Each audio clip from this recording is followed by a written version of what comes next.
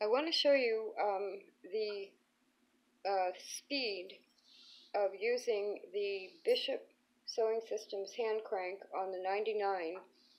Now this is just a cloth. It's going to be a backing cloth for a cross stitch I'm doing, and I've already pressed under the edges, and I just want to put a little stitching around the edges.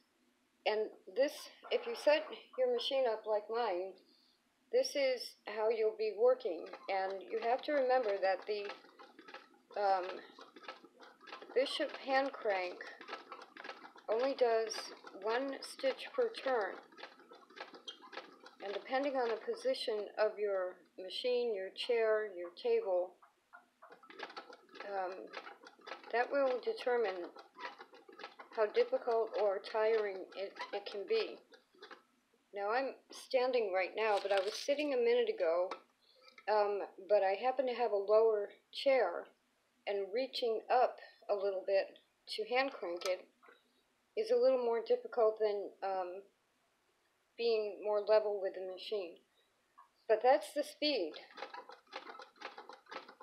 And I'll probably be looking for an original Singer antique hand crank to put on this machine. I already have the spoked hand wheel.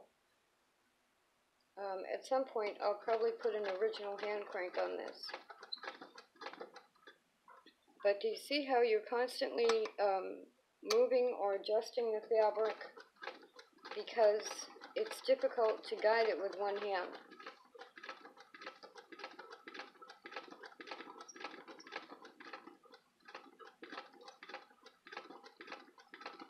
That is the speed.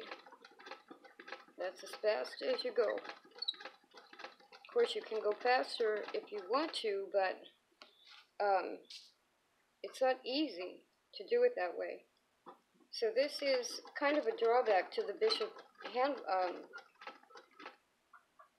crank, but at the same time, it depends on what you're making.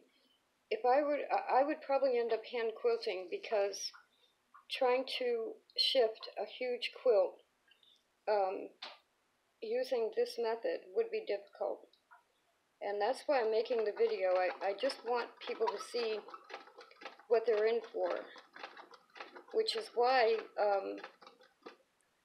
you know, hand quilting always was almost a lost art that we were not doing often enough, because the machines are easier and they are faster.